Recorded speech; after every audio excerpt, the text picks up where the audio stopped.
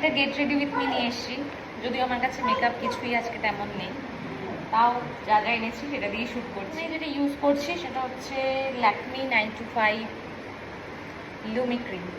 এটা আমার ভীষণ ফেভারিট। এটা আমি